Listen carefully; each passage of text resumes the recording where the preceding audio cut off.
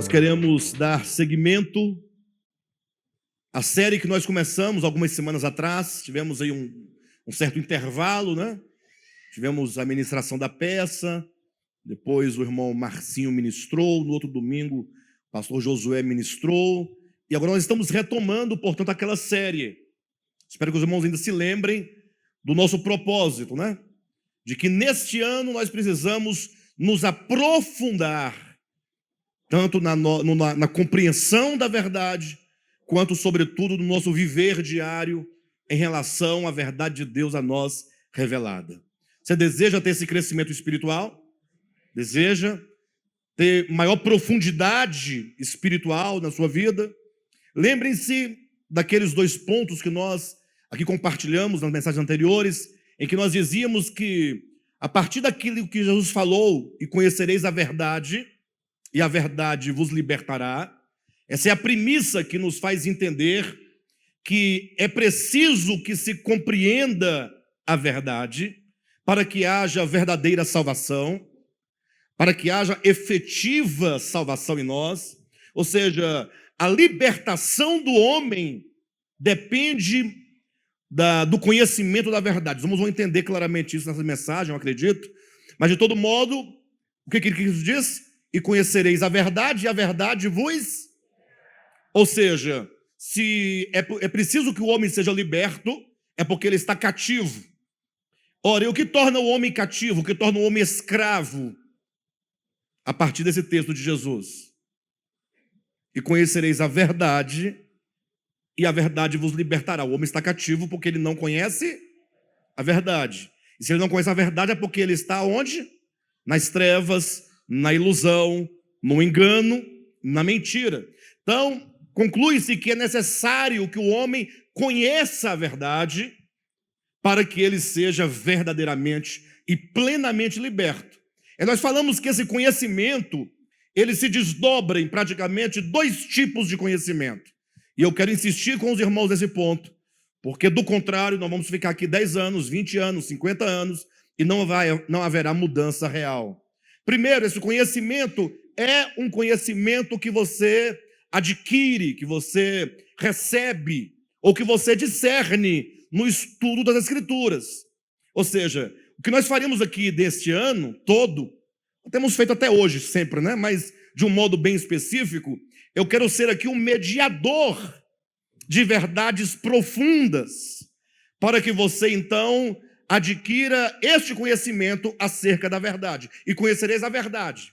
Então nós vamos falar de temas que vão afetar profundamente a sua história, a sua vida, a sua existência, os seus relacionamentos. Nós temos que compreender intelectualmente o que está acontecendo, o que tem acontecido, o que ainda vai acontecer, como que as coisas ocorrem, como elas acontecem. Nós então vamos ministrar muitas mensagens com temas específicos, temas fundamentais. Entretanto, esse conhecimento que os irmãos vão adquirir, que é um conhecimento mediado por alguém, ou seja, eu vou passar para os irmãos, ele não é suficiente. Embora ele seja necessário, ele não é suficiente.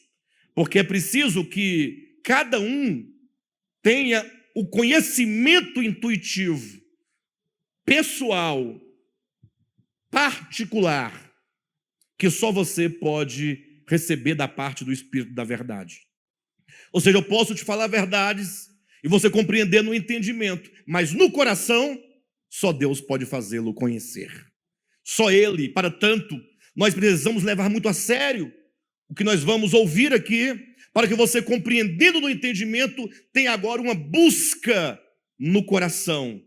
Você possa se aplicar a discernir essas verdades por meio da oração, por meio da sua comunhão com Deus, sua comunhão pessoal com Deus, por meio de oração incessante, oração constante, para que você tenha não somente o conhecimento intelectivo, mas, sobretudo, o conhecimento intuitivo. Esse conhecimento não pode ser mediado. Ninguém pode te fazer conhecer no coração a Deus, senão você próprio, na oração, na busca, como Jesus diz, batei, batei, e abre-se-vos-á. Buscai e achareis. Então é preciso que haja, da nossa parte, essa disposição. E hoje nós queremos então avançar, porque nós falamos em mensagens anteriores acerca da natureza crística da alma humana, e hoje queremos falar sobre a história da queda do homem em 3 palavras: eu, ego e consciência. Esses temas, o anterior e este que nós vamos começar hoje, eles são muito relevantes, porque o primeiro tema, embora compreendido pelos irmãos, suscita uma dúvida, suscita um questionamento. O que nós declaramos na mensagem, ou nas mensagens anteriores, acerca da natureza crística da alma humana? Que Deus, quando criou o homem, Deus soprou nas narinas do homem o seu próprio espírito. Lembram disso? E que esse fôlego divino não é mero vento, não é mero alento, como muitos, se não a maioria esmagadora dos crentes, dos protestantes, católicos, evangélicos e os demais, eles pensam que é um mero sopro, um vento, e não sabem que de Deus não pode proceder senão Ele mesmo. Isso porque Deus não tem nada, Ele é tudo. Ele é. Então Deus não tem vento, não tem fôlego. Ele próprio é uma constituição una. Quando Ele sopra para dentro do homem, Ele sopra a si mesmo. Ele sopra a sua própria essência. Como nós demonstramos, como o apóstolo Paulo ensina, também no Apocalipse diz que nós temos esse princípio divino dentro de nós, que é conhecido no meio cristão e na abundância das escrituras como o Espírito de Deus. Ou, em outra linguagem, é o reino de Deus dentro do homem. Não é? Quem foi que disse que o reino de Deus está dentro do homem? Foi o Ministério de Volta à Palavra? Bispo Josué? Cooperador Marcinho? Foi o Alexandre? Bem, embora nós tenhamos dito, né? Mas quem diz essa verdade suprema é o próprio Cristo. E ele não diz à igreja, ele diz aos escribas e aos fariseus, aqueles que o perseguiam. Quando questionado por eles, Jesus disse: não vem o reino de Deus com visível aparência, nem dirão ei-lo aqui ou ei-lo ali, porque o reino de Deus está dentro de vós. Então, quando falamos essa suprema verdade, uma verdade que não é dita na maioria das vezes, porque o que é dito é que o homem não tem o Espírito de Deus, a não ser aquele que um dia recebeu esse Espírito, no sentido de que um dia a pessoa ouviu o Evangelho, teria crido no Evangelho, e neste momento o Espírito Santo veio de algum lugar e entrou dentro dela. Vocês ouviram isso a vida toda ou não? Sim ou não? Mas, e nem pode ser deste modo, obviamente, por força da própria lógica, uma vez que o Deus eterno, um de seus atributos é qual? A onipresença. Se é onipresença, significa que Ele está em todos os lugares. Ele está em tudo. Não há lugar onde Ele não esteja. Para o teólogo ou estudioso da Bíblia ou crente que acha que nem todos os homens têm o Espírito Santo, basta se perguntar a si mesmo: será que o Deus em que eu creio, Ele é ou não é onipresente? Como diz Davi: para onde eu fugirei da tua face? Se eu subir na mais alta montanha, lá tu estás. Se eu descer ao abismo, lá eu te encontrarei. Porque tu me cercas por detrás e por diante. O Senhor me envolve. Não temos como fugir dele, porque ele enche todas as coisas. E porque todas as coisas existem nele. Portanto, não tem como ele vir de algum lugar para outro lugar onde ele não esteja. Isso é impossível. Mas o questionamento que essa verdade traz é: pastor, diga-me algo. Se a Escritura afirma, alto e bom som, que todos os homens têm o reino de Deus dentro de si, se diz a Escritura, alto e bom som, que a humanidade, Adão, foi gerada pelo Espírito Divino. Pastor Alexandre, se é verdade o que está em Isaías 42:5, que Deus dá o seu Espírito a todos os homens que andam sobre a terra, Se é verdade que todos os homens, ele tem esse princípio de vida, ele tem essa presença imanente do verbo em si, por que que os homens são maus? Por que o homem peca? Por que que o homem é tão perverso? Por que que o homem é capaz de cometer tantas atrocidades, tantas perversidades? E as pessoas me questionaram isso recentemente, só que quando me questionaram, elas sempre me apontaram aquelas pessoas bem marginalizadas, né? Ah, quer dizer então que Hitler tinha o reino de Deus dentro dele? Como pode? Quer dizer então que o genocida tem o Espírito de Deus? Como assim? Interessante que essas pessoas que me questionaram não perguntaram. Quer dizer que eu tenho então? Ou seja, eu sou a ponta para aqueles que eles acham que são piores do que nós. Agora, o crente se orgulha e diz, não, nós temos e só nós temos. E aí é possível que eu desconfie. Entenderam não, né? Estaria negando o que eu estou dizendo. Mas, independentemente de ser homicida ou crente, de ser genocida ou evangélico, de ser Hitler ou ser papa, todos os homens têm, porque faz parte da natureza, conforme Deus criou originalmente o homem. Alguém pergunta, mas como pode ser isso? Bem, a própria experiência sua responderia. Eu poderia dizer, para você que se chama cristão, se intitula um crente, que se diz filho de Deus, por que você, sendo filho, tendo o reino dentro de você, porque você acredita que tem, tendo o Espírito Santo, por que você comete tantos pecados absurdos? A sua própria experiência já responderia a sua pergunta, já resolveria esse problema.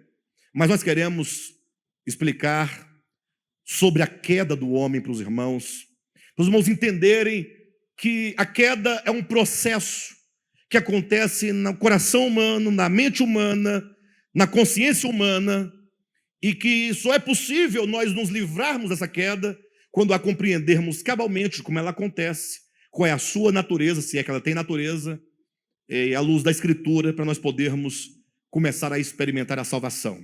Quando nós colocamos a história da queda em 3 palavras, eu, ego e consciência, logo é preciso que se estabeleça 3 conceitos fundamentais.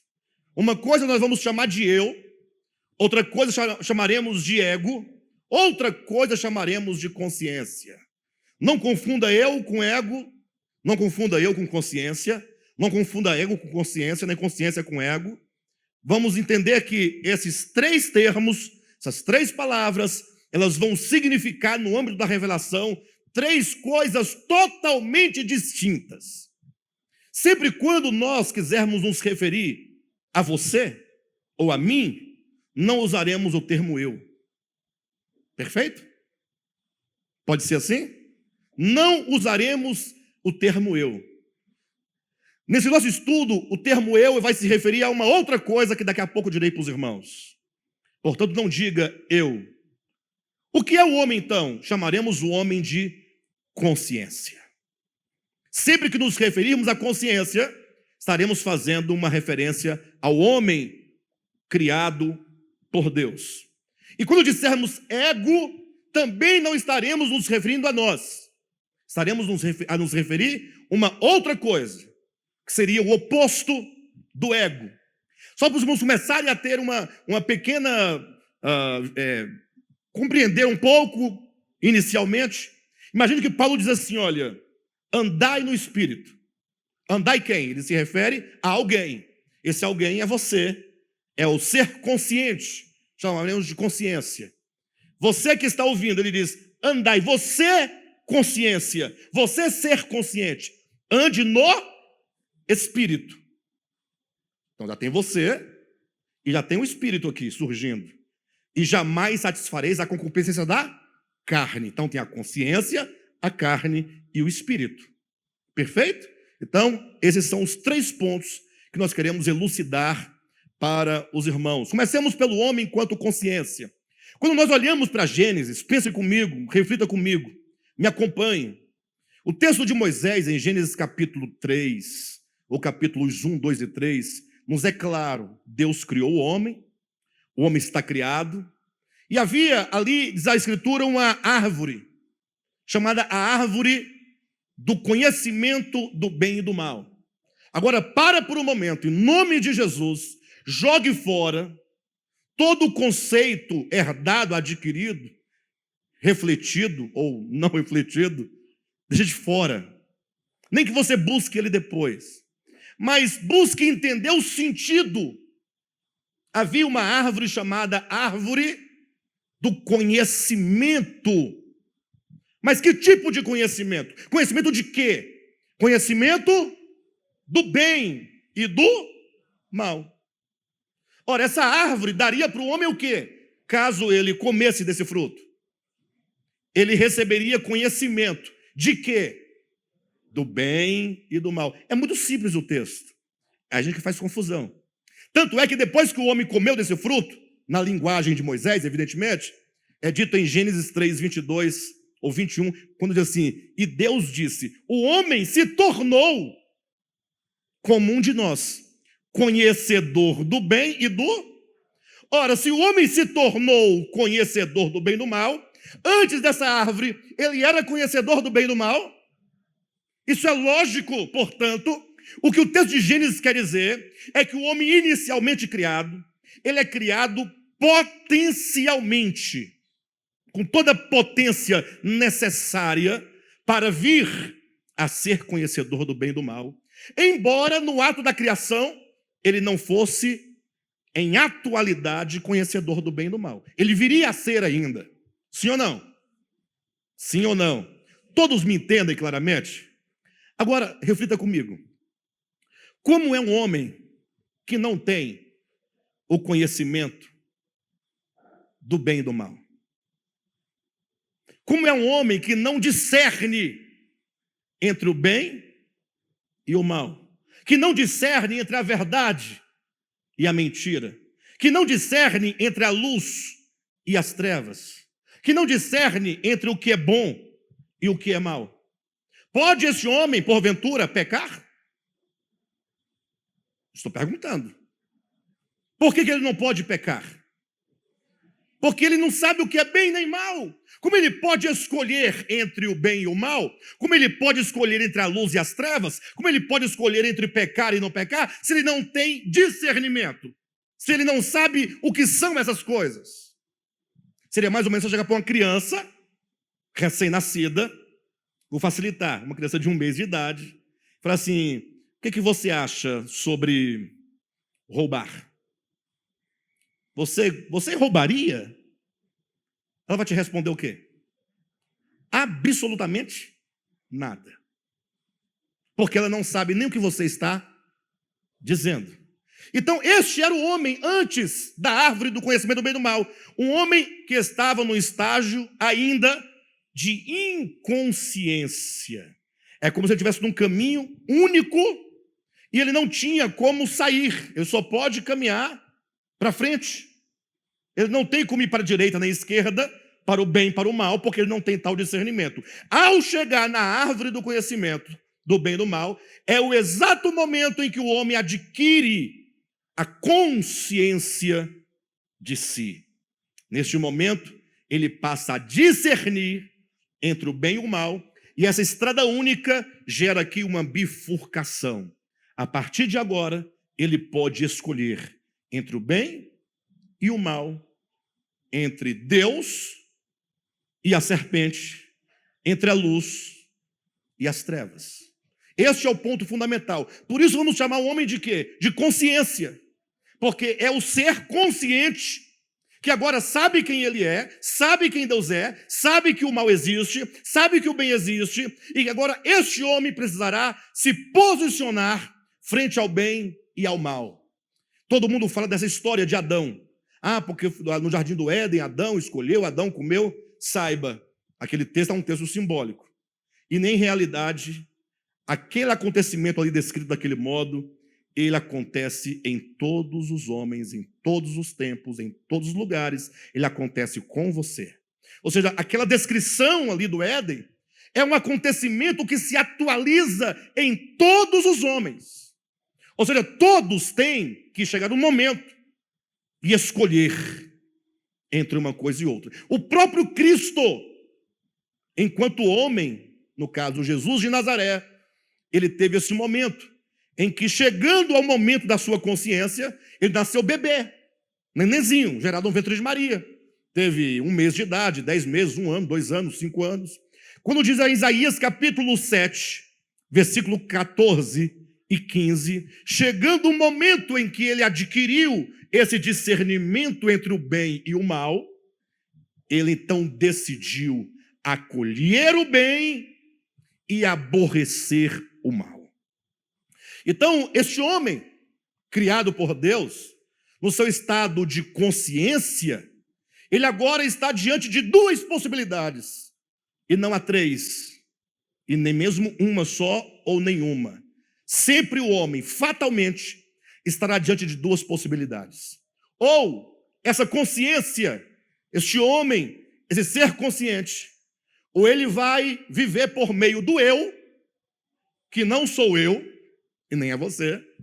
Esse eu é o próprio Cristo. Por que digo isso? Porque lá em Êxodo 3, versículo 6, quando Moisés pergunta para Deus, dizendo: quando me perguntarem quem és tu, qual o teu nome, o que eu responderei? O que ele responde?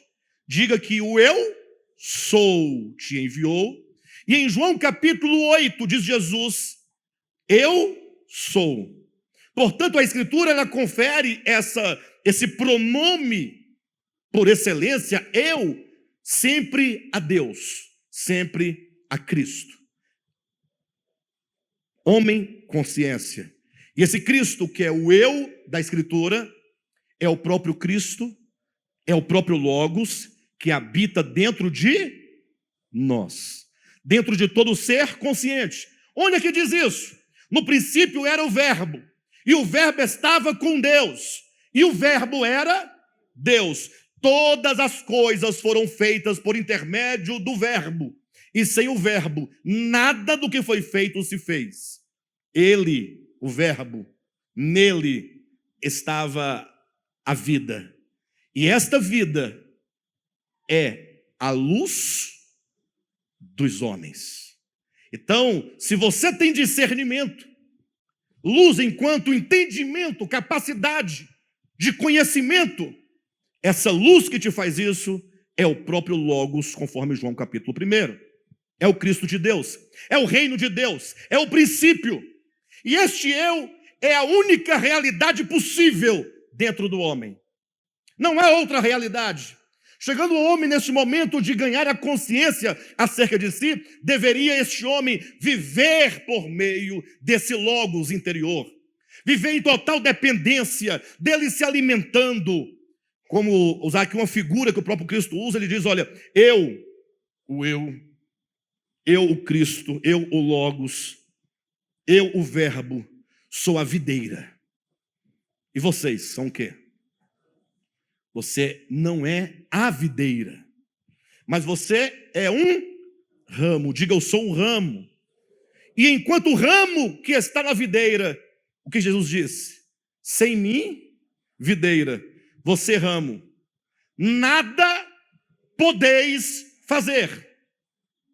Dá uma piscadinha. Com os 2 olhos. Ah, tem gente assim, ó. Sabe por que você piscou? Porque isso é possível nele. Se você anda, se os rins funcionam, se o seu coração bate, se o sangue circula, se você respira, se você transpira, se você faz o 1 e o 2, se você se alimenta, é porque tudo isso é possível somente nele. Sem mim, nada podeis fazer. O problema é que esse ramo, que é a consciência, que é o ser consciente, ele pensa que pode. João capítulo 15, olhe para mim, em nome de Jesus. Em nome de Jesus. Momento dramático. Não podemos perder esse momento. Não podemos perder esse momento. Se nós não entendermos isso, vamos continuar na mesmice, na mesma vidinha. Nossa vida tem que mudar, irmãos. Nós temos que ser edificados. Temos que crescer. Jesus falando sobre os ramos, ele fala, olha, todo ramo, preste atenção, todo ramo que estando em mim, dar frutos, ele poda para que se produza mais frutos ainda. Agora, se estando em mim não produzir fruto, é possível que um ramo esteja nele e ainda assim não dê fruto? João 15, leia João 15. Porque se o ramo estando em mim, é um fato, não dar fruto. E por que não dá fruto? Porque esse ramo, ele não entendeu ainda que sem a videira, ele não é nada. É um ramo que decide viver uma mentira, viver uma ilusão. Você tem clareza? Você, quando olha para uma videira ou uma árvore qualquer, você, consciência, você ser consciente, vocês têm a certeza absoluta de que aquele ramo não pode produzir fruto sem aquela árvore? Você sabe disso? Agora, volta para você, volta para o homem. Estamos falando da queda do homem. Você já tem a consciência de que você não pode viver sem ele, sem o Logos. Você já compreendeu que ele é tudo para você? Não é tudo no sentido religioso, não. Porque o Cristo, para a maioria dos cristãos ou dos crentes, é tão somente aquele momento e aquela pessoa que lhe ajuda algumas coisas. Mas ele não entende que toda a sua existência, tanto física, psicológica, espiritual, familiar, social, tudo depende dele. A nossa nação não precisa, absolutamente, de um novo governo. Não precisa de um governo de esquerda, nem de direita, porque nada resolve o problema do coração perverso do homem. Nós precisamos de entender que Deus é tudo. Somente quando o homem compreender que sem Deus nada é possível, é que ele começa a trilhar os primeiros passos no caminho da sua redenção. Quando o homem tomou consciência, a possibilidade real e única era viver por meio do eu, do Logos, do Cristo, representado pela árvore da vida. Mas o que aconteceu? O homem se deixou levar por um discurso muito fajuto. Leia depois Gênesis capítulo 3. Capítulo 3, do 1 em diante. Olhe para mim. Estava lá a mulher. A mulher ali não é a mulher do sexo feminino. No conjunto da revelação profética, a mulher ali representa a humanidade, homem, mas na sua parte frágil. A fragilidade humana. Estava ali o homem, quando ciciou a serpente, dizendo, como foi mesmo que Deus disse? Ou não foi assim que Deus disse? Não comerás de toda a árvore do jardim. Ela já começou distorcendo tudo que Deus tinha dito. Não foi assim. Não comerás de toda a árvore do jardim. Não vou entrar nos méritos, mas os irmãos entendam rapidamente. E ela disse, não foi assim que Deus disse. Eu vou corrigir você. Deus disse, de toda a árvore podereis comer livremente, mas da árvore do conhecimento não podemos tocar no seu fruto, nem comer. Porque no dia em que dela comerdes, certamente morrerás. Aí a serpente diz, e você acreditou nisso? Ah, não, mas Deus disse, no dia em que dela comerdes, no dia que você transformar o conhecimento do bem e do mal, essa capacidade de discernir, ou de discernimento, como um meio de viver por si mesmo, você morrerá. Você acreditou nisso? Em outras palavras, a serpente teria dito assim, você acredita que no que Deus disse que você não pode viver sem Ele? Não, é como está dito, né? Sem mim nada podeis fazer. E você acredita nisso? E a mulher falou assim, mas como assim? E diz a serpente, é certo que não morrerás. E aqui a história da queda se dá por uma realidade absoluta, que é o eu divino, que é o Cristo, que é o reino, que é o princípio, que é a vida, que é o Espírito de Deus em mim, a única realidade possível, fonte de todo bem. E agora a mentira surge. A mentira é a negação. A mentira é o nada. A mentira é uma ilusão. A mentira é treva, a mentira é ignorância. A mentira é engano. A serpente disse: você pode viver sem Deus. Você não precisa de Deus para viver. Você pode muito bem ser você. Olha para você. Você é um ser acima de todos os seres criados. Todos estão abaixo de você. Olha, o reino mineral está subordinado a você. Você pode manipulá-lo como quiser. Olha para o reino vegetal, está abaixo de você. Reino vegetal não tem entendimento, não tem conhecimento, não tem consciência. E mesmo o reino animal também não tem. Você está acima de todos eles. Você domina sobre todos. Para que você quer Deus? A mulher acreditou? Sim ou não? Quando o homem acredita nisso, acontece a queda. Queda, portanto, é o nascimento de uma ilusão no coração, que nós chamaremos de ego. Esse ego é você acreditar que você é alguma coisa. É a consciência achar que pode ser sem o eu, sem o Cristo, sem Deus.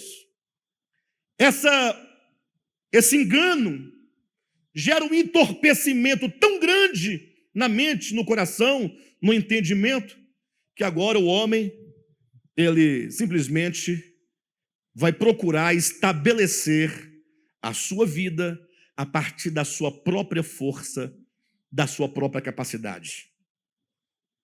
Presta atenção, em nome de Jesus. Se você está enfermo do espírito, da alma ou do corpo, preste atenção. Se você está angustiado, depressivo, está morrendo, vontade de se matar, se você está cheio de perversidade, de maldade, de hipocrisia, querendo matar alguém, qualquer tipo de inclinação perversa ou pecaminosa, se você quiser vencer qualquer coisa da sua vida negativa, saiba de algo. Deus falou assim: olha, 2 males o meu povo cometeu contra mim. Preste atenção. Isso aqui é uma síntese da queda do homem. Primeiro, a mim me deixaram, me abandonaram o manancial de águas vivas. Deus é o manancial. Não é um riozinho, não. Um córregozinho. Não, ele é um manancial. Manancial fala de uma abundância, de origem, de toda a água possível. Ele é um manancial de águas vivas. Dele procede todo o bem que você precisa. O que você precisa? De alegria? Está angustiado? Ele é a fonte. E ele tem em abundância. O problema foi que o homem o abandonou. E por que o abandonou? Porque ele acredita. Agora, essa consciência agora está totalmente dominada pelo ego, pela mentira, pela ilusão, pelas trevas. E agora este homem, que vive por meio desta ilusão, deste ego, dessa doença espiritual, ele comete um segundo mal. O primeiro, deixar a Deus. Você deixa como se dissesse: não, Deus é bom, Ele é maravilhoso. Ninguém disse que Ele não é bom, não é maravilhoso, que não é manancial. O problema é que eu posso cavar o meu próprio poço, a minha própria cisterna. Eu posso buscar água em outros lugares, armazenar aqui na minha cisterna. É rota, mas é minha.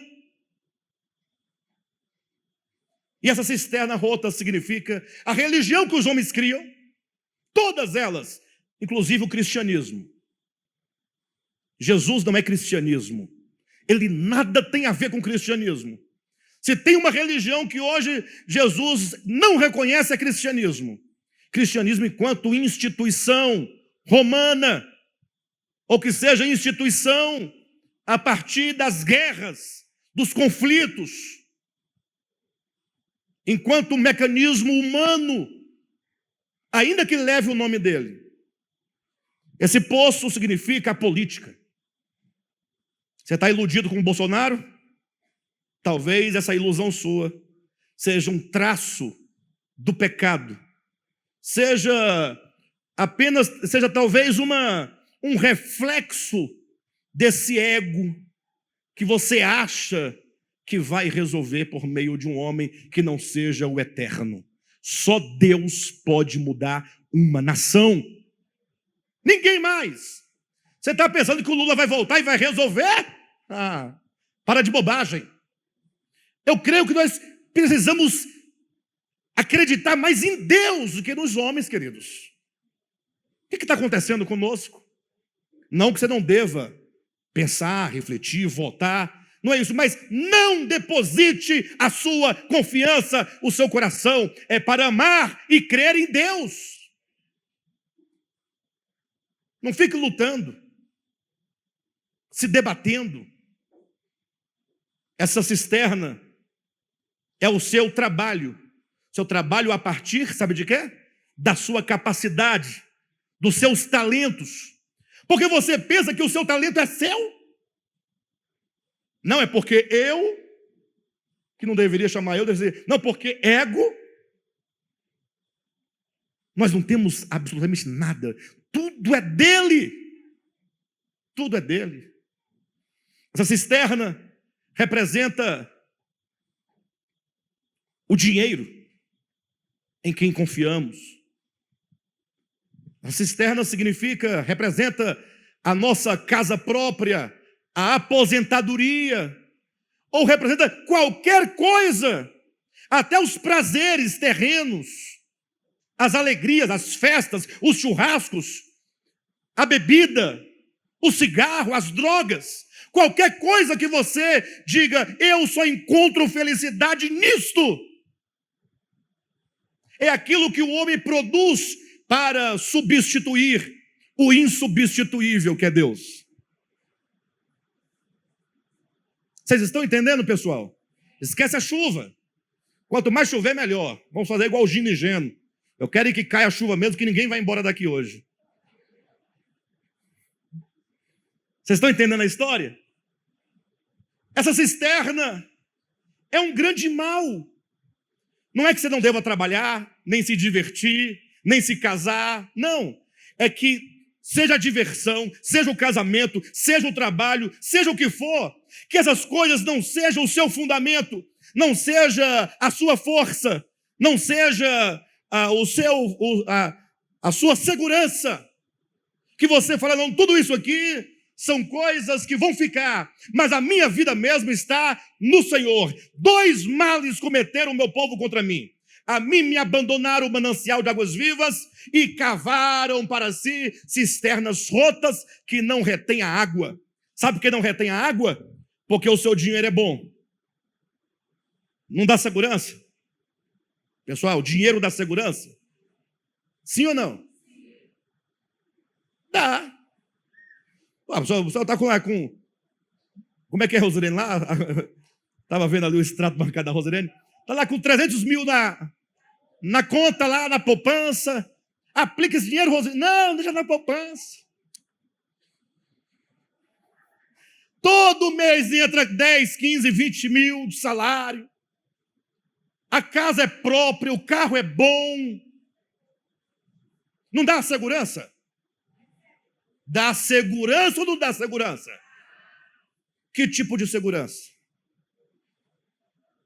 Dá uma segurança, uma falsa sensação de segurança. Você que está me ouvindo tem esse dinheiro todo sabe. Amanhã, de repente, quando acordar, você olhar o extrato bancário, cadê os 300 mil? Não, o presidente da República achou por bem confiscar o dinheiro de todo mundo. Já aconteceu isso na história? Já aconteceu? E você vai fazer o quê? Teve pessoas que se mataram. Se mataram quando o Collor levou o dinheiro. O povo se matou. Teve gente que se matou. Desesperado. A sua vida acabou porque o dinheiro não... Olha, gente, que coisa. A vida dele consistia no dinheiro. Pastor, mas é muito sim, mas e agora? Aí você está lá, aposentado. De repente, o governo corta a sua aposentadoria. E aí? Vai de novo, vai correr atrás, vai lutar. Ou então o dinheiro não desaparece, está tudo certo. E aí vem a doença. Aí você começa a gastar tudo para poder ver se sobrevive. Você descobre que agora a vida é mais importante que o dinheiro. Aí gasta, vende a casa, acaba o dinheiro e morre do mesmo jeito. E a família fica pobre. Que segurança é essa? Que segurança é essa, queridos?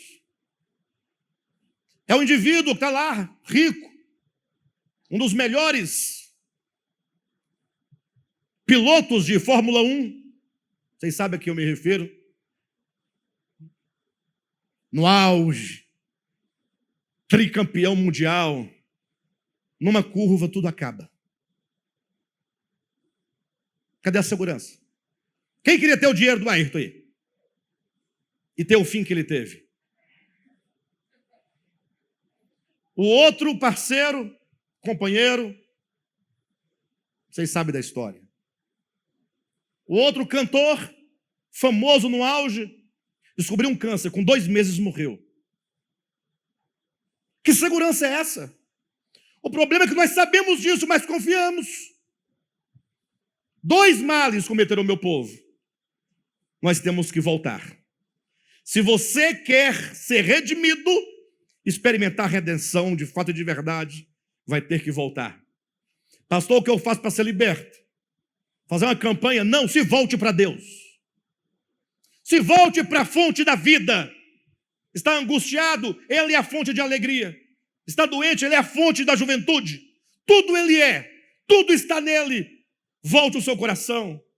Temos que corrigir esse problema. O ego é uma grande doença, enfermidade que está matando a humanidade.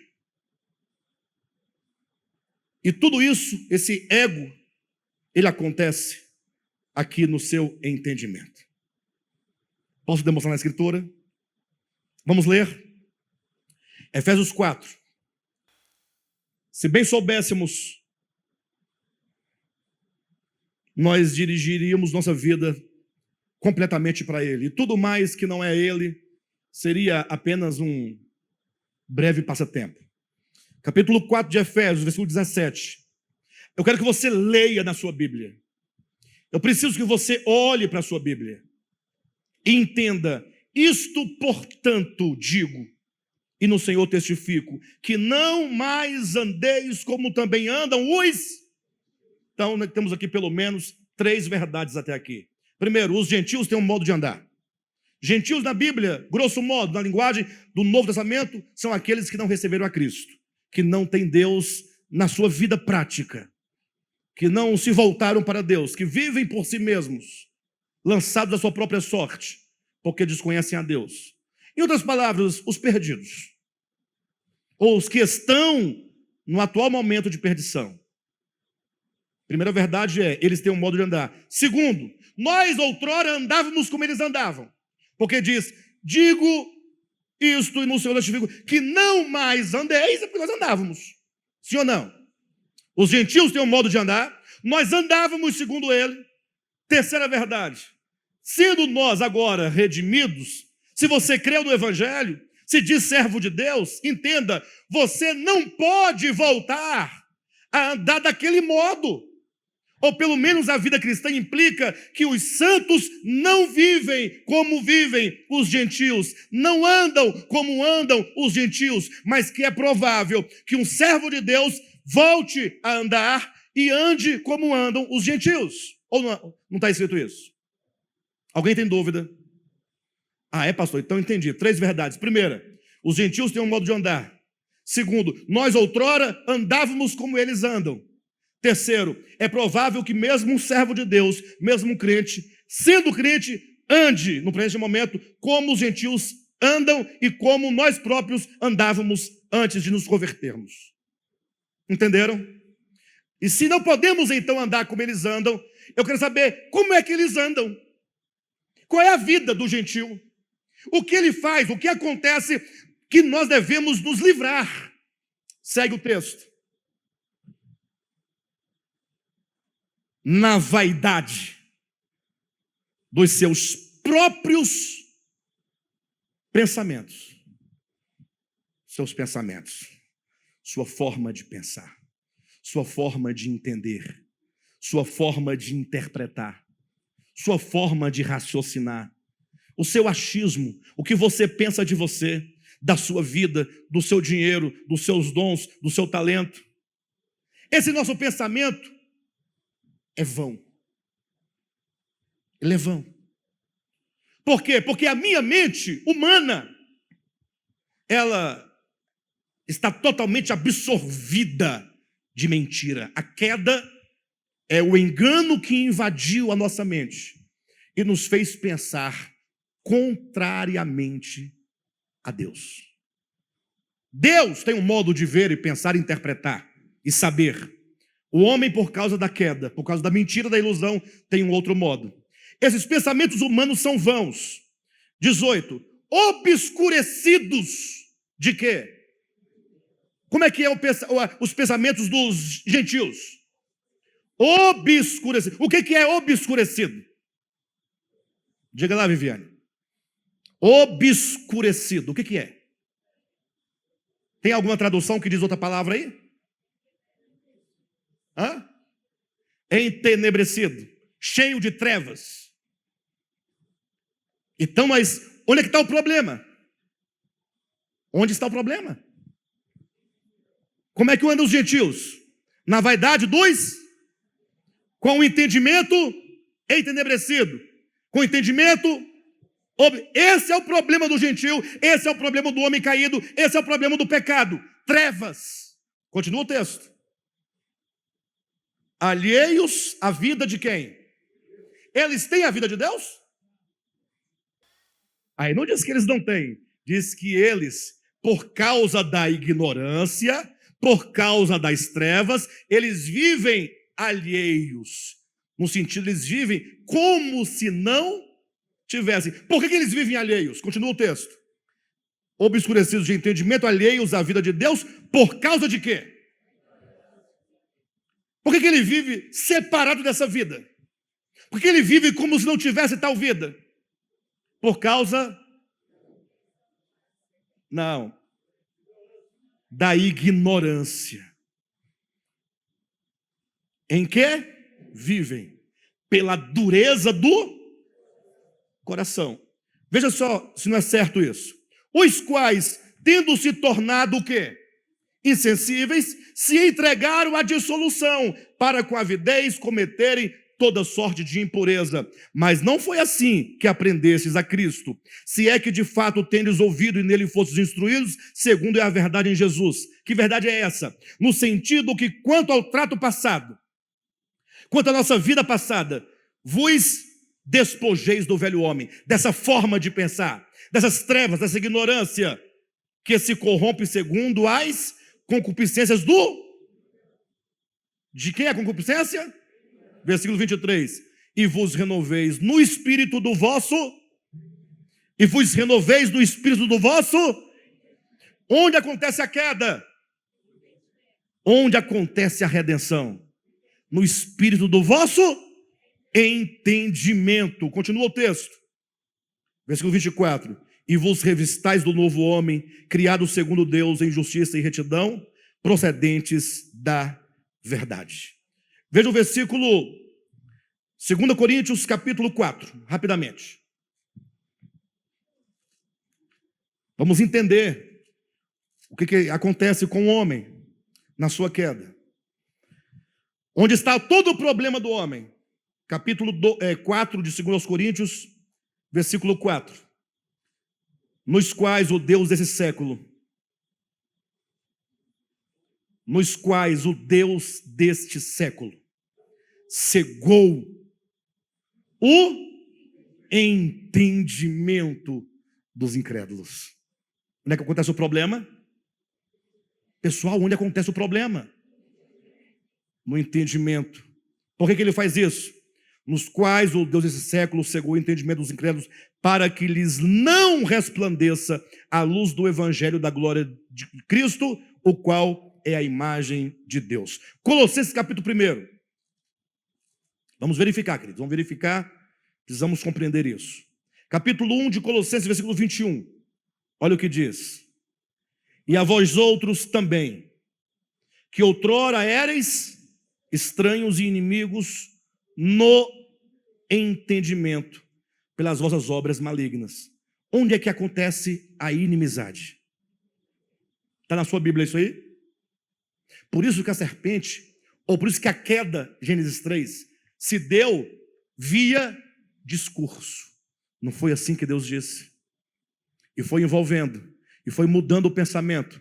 Quando a mulher acreditou na mentira, ali agora ela estava tomada, a sua mente estava entenebrecida, totalmente agora ignorando a verdade de Deus. 1 Pedro capítulo 1, versículo 3, ou 13. 1 Pedro capítulo 1, versículo 13. Acharam? Por isso, cingindo o vosso entendimento, sede o quê? Sóbrios, e esperai inteiramente na graça que vos está sendo trazida na revelação de Jesus Cristo. Ou seja, nós devemos guardar o nosso entendimento, cingir o nosso entendimento. Devemos ser sóbrios, não tomados de engano. Por isso que Paulo vai dizer no livro de Romanos, capítulo 12, versículo 2. Olha o que ele diz. E não vos conformeis com este século, mas transformai-vos pela renovação da vossa mente. Para quê? Para que experimenteis qual seja a boa, agradável e perfeita vontade. Para você experimentar a vontade de Deus, que é boa, perfeita e agradável, é preciso que você não se conforme a este século. Há uma voz nesse século que mente, que diz que você é empoderada, calma, e que você é empoderado. Há uma voz desse século que diz que você é o cara. Quando você recebe aplausos e você os recolhe para si. Quando você acha que você almoça todo dia porque você trabalha. Ai, não é não? Não. Porque disse Jesus que os pássaros não trabalham e eles comem, que eles não fiam e eles se vestem. Os lírios do campo se vestem numa glória maior do que a de Salomão. Então vamos parar de trabalhar? Não, continue trabalhando, dando graças a Deus, porque Ele é vida, saúde, inteligência em você. Confira a Ele a glória. Repita toda vez, porque dele é o reino, o poder e a glória para sempre. Amém. É isso, é dele.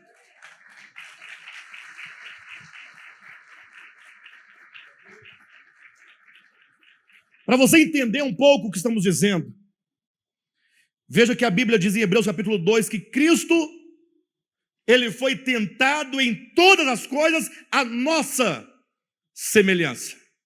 Então, como você tem dificuldade de entender as suas tentações, as suas quedas, o seu pecado, então olhe para o modelo. Ele foi tentado assim como você foi tentado. Ele venceu como você deve vencer.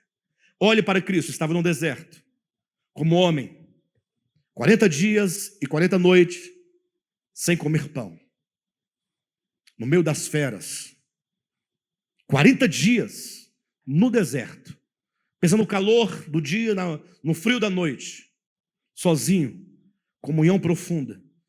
40 dias depois, esse texto ele é arranjado deste modo para colocar o Jesus de Nazaré exatamente no momento de profunda fraqueza. Porque embora ele tenha sido tentado todos os dias dos 40, é o que diz lá no livro de Lucas, mas o fato é que a Escritura coloca que, tendo ele sentido fome, após 40 dias, apareceu-lhe o diabo. Pensa nisso. Então é um homem aqui, 40 dias sem comer, está em profunda o quê? Fraqueza. E é na fraqueza que aqui o diabo fala, agora eu vou derrubá-lo aqui. Neste ponto. As 3 tentações mencionadas se referem à totalidade do coração humano. Primeira tentação, eu disse, se tu és o Filho de Deus, então mande que essas pedras se transformem em pães. Algum problema com isso? Algum problema? Ué, se Deus tem o poder, eu sou o Filho de Deus, eu estou com fome, comer não é pecado, não estou roubando pão, apenas vou usar o poder divino para transformar uma pedra num pão. Ué, qual o problema? Muitos não entendem essa tentação. Mas pela resposta do Cristo, porque ele entendeu, nós entendemos o sentido dessa tentação. E aqui o homem cai. Quando ele disse isso, quando a serpente disse isso a Cristo, ele respondeu, não só de pão vive o homem, mas de toda palavra que procede da boca de... Em outras palavras, eu estou aqui em pé, homem. Sinto fome, depois de 40 dias de jejum, como um homem. Mas saiba, assim como o Pai que vive me enviou, e eu, semelhantemente, vivo pelo Pai. Não só de pão vive o homem, mas o homem vive de toda palavra que procede da boca de Deus. Isso significa, eu sou totalmente dependente dele. E porque eu dependo dele, eu vivo. Não pense que você vive por causa do pão que você come, ou somente dele. Ah, porque você come bem, você come, o seu alimento é todo, né? Como eu posso colocar? Balanceado. Você tem uma nutricionista ou um nutricionista que cuida do seu cardápio para que você tenha as vitaminas, os sais minerais, tudo certinho. Não come, não bebe Coca-Cola, porque faz mal, não é? Não come pão francês, porque faz mal, só come pão integral. Aí você acha que você tem saúde por causa disso? Não! Diga assim, olha, aqui eu estou, porque eu vivo pelo Pai. Ele é em você muito mais do que o alimento que ele próprio te deu. É dependência. A tentação do pão era como falar assim, olha, você não precisa ficar aqui sempre na dependência. Tudo é o Pai, tudo é o Pai. Você pode providenciar para você mesmo o pão, poxa. Você tem o poder, você tem a capacidade, você tem os meios. Fala, não, eu vivo pelo Pai. E da palavra que sai da sua boca, a palavra aqui é dependência. Queda, portanto, é um coração independente. Aí o diabo leva Jesus para o alto do templo, preste atenção. E diz, olha, pula daqui abaixo. Está doido? Pular, morre. Não, mas você se esqueceu que está escrito? Você se esqueceu que o teu pai, que te enviou, ele prometeu, falou que se você pulasse, ele ia mandar anjos para te segurar, para te sustentar, para te livrar. Você pode pular porque, segundo ele, você não vai tropeçar em nenhuma pedra. Essa tentação queria dizer o seguinte, seu pai disse isso e você acredita? Então, por que você não testa? Por que você não prova? Aquele queria semear o quê? A dúvida. A dúvida. A palavra que você deve guardar aqui é a dúvida. Qual foi a resposta de Cristo? Não tentarás ao Senhor teu Deus.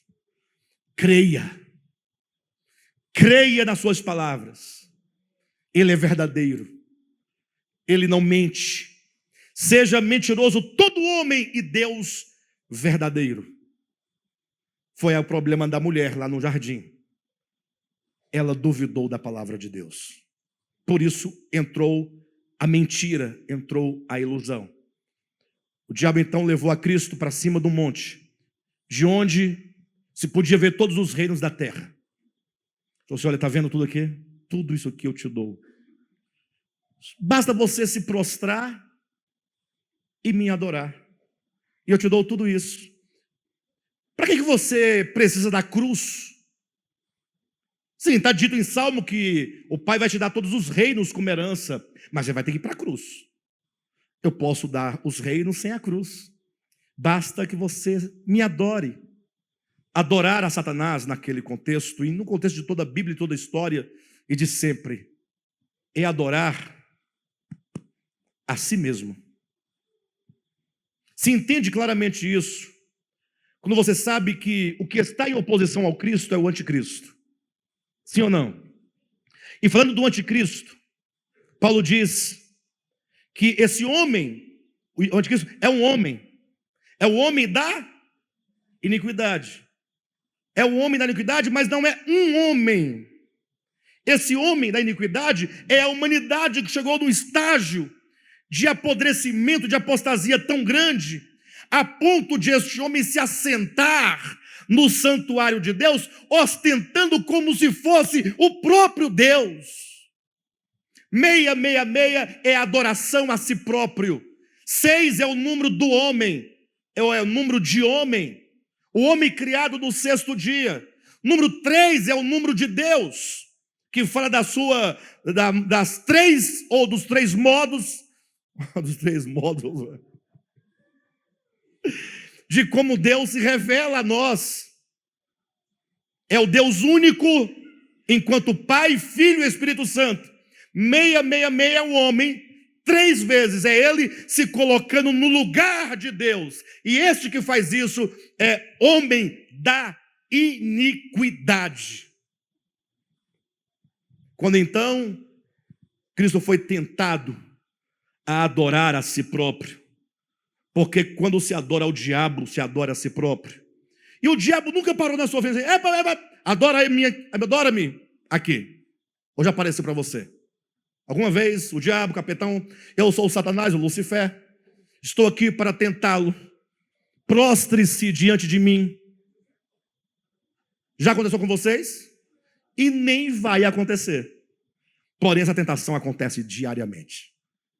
Aí dentro do seu entendimento. De todo modo, se vê claramente a progressão. Quando em Gênesis fala dessa queda, estou me encaminhando para o final da mensagem, temos ali Adão e Eva, com a sua queda, saindo do Éden, se tornando peregrinos, se tornando errantes, perderam a comunhão com Deus. Eles agora, entenda o contexto ontológico da coisa, olhe para mim. O que tinha no jardim? Tinha tudo. Árvore de toda espécie para alimento, 4 rios brotavam do Éden, tudo tinha ali dentro. Perdendo o Éden, eles agora terão que fazer o quê? Plantar. Vão ter que trabalhar, suar, sofrer. Peregrinos. Adão agora se torna um peregrino, um errante. Representa o homem, agora que fala: bem, tá bom, já aconteceu, vamos cuidar da nossa vida agora. Agora é nós e nós mesmos, não tem mais ninguém. Agora nós confiamos em nós mesmos, vamos para frente. Veio Caim. Diz a Escritura que Caim se afastou, ou saiu Caim, da presença de Deus e foi habitar numa terra distante chamada Nod. Em Nod, ele se casa, em Nod ele constrói uma cidade, em Nod ele começa uma civilização sem Deus. A prova de que é uma civilização sem Deus é quando você lê a genealogia de Caim, capítulo 5 de Gênesis, ou capítulo 4. São duas genealogias, no 4 e no 5. A de Caim e a de Sete. Essas duas genealogias falam de dois comportamentos. Atenção que eu estou encerrando, mas tem que olhar para mim porque é o ponto fundamental. Imagine a genealogia de Sete, essa aqui da minha esquerda. A genealogia de Caim, essa da minha direita. Vocês têm a responsabilidade de chegar em casa e ler capítulo 4 e 5 de Gênesis para entender o que eu vou dizer. O que é dito da genealogia de Sete? Ou quem é Sete? Ou que comportamento determina essa genealogia? Que atitude determina? Olhem para mim. Diz que depois que Caim matou Abel, Deus deu um filho a Adão e Eva chamado Sete. Diz que Sete gerou Enos. E daí se começou a invocar o nome do Senhor. O que é invocar o nome do Senhor? É dizer: Senhor, eu preciso de Ti. Isso é invocar o nome do Senhor. É reconhecer que Ele é tudo e nós clamamos por Ele. E essa genealogia tem essa característica. Mas essa outra, de Caim, retirou-se Caim da presença de Deus e foi para uma terra distante, construiu uma cidade, se casou, deu à cidade o nome do seu filho, Enoque. Não o Enoque que foi transladado, é outro Enoque. E agora criou uma civilização sem Deus. A característica aqui é: retirou-se da presença do Senhor. O que isso significa? Que ele estava conversando, aí ele foi andando para lá e saiu. Não pode ser, porque como é que você sai da presença nesse sentido? Sair da presença quer dizer: dane-se. Problema teu. Que tenho eu contigo? Eu posso fazer a minha própria existência dar certo. Não vou nem ficar aqui perto das tuas terras. Vou para um lugar distante de ti, em que sozinho vou construir uma civilização sem ti e vou provar que dá certo. É esse povo aqui, ó, essa ala aqui, ó. Vocês entenderam, né? Mas aqui, hein?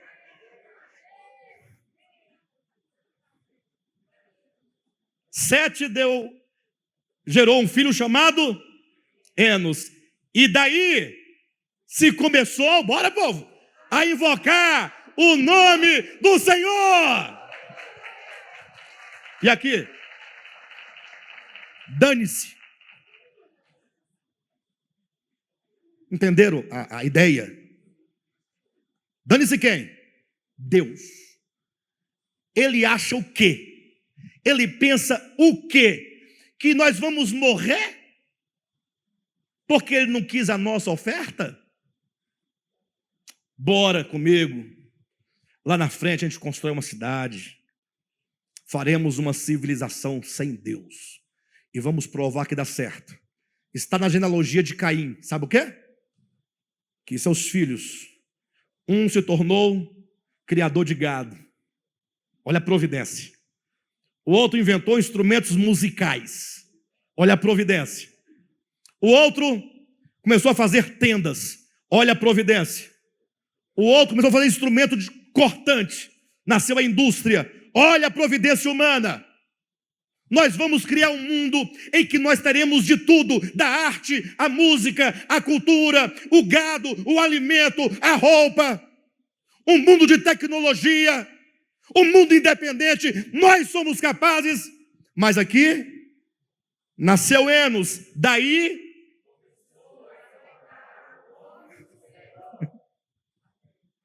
Entenderam a diferença? Desse povo aqui, ó, entenda que é simbolicamente, tá? Não são vocês, não. Disse Machado de Assis, no seu livro Memórias Póstumas de Brás Cubas, 7º capítulo, o delírio. Falando sobre o ego, falando sobre o homem perdido, esse homem que diz, dane-se, esse homem que disse, não estou nem aí, esse homem que disse que vai dar certo. Olha o que ele disse: egoísmo é conservação.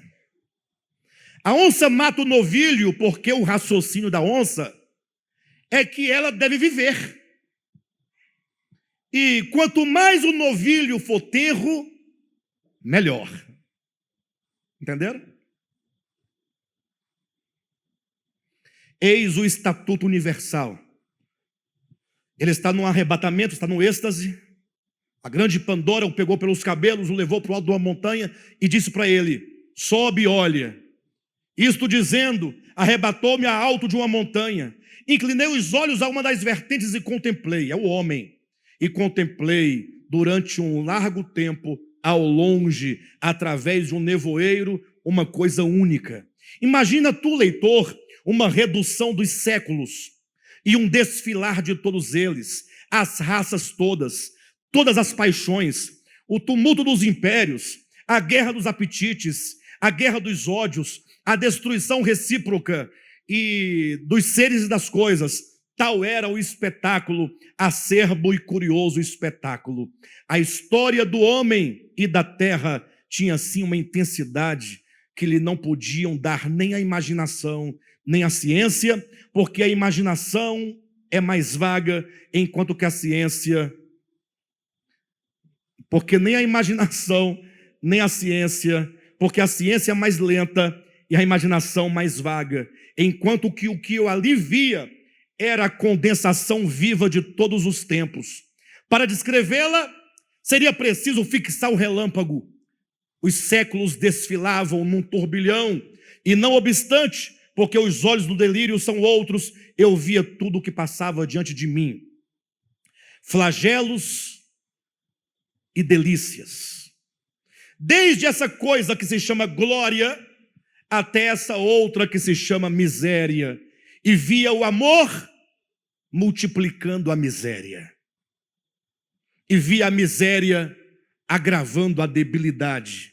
Aí vinha a cobiça que devora, a cólera que inflama, a inveja que baba, e a enxada e a pena úmidas de suor, e a ambição, e a fome, a vaidade, a melancolia, a riqueza, o amor, e todos agitavam o homem como um chocalho até destruí-lo como um farrapo. Eram as várias formas de um mal, que ora mordia a víscera, ora mordia o pensamento, e passeava eternamente as suas vestes de arlequim em derredor da espécie humana. A dor cedia alguma vez, mas cedia à indiferença, que era um sono sem sonhos, ou ao prazer, que era uma dor bastarda. Então o homem, flagelado e rebelde, corria diante da fatalidade das coisas, atrás de uma figura nebulosa e esquiva, feita de retalhos, um retalho de impalpável, outro de improvável, outro de invisível, cozidos todos a ponto precário com a agulha da imaginação.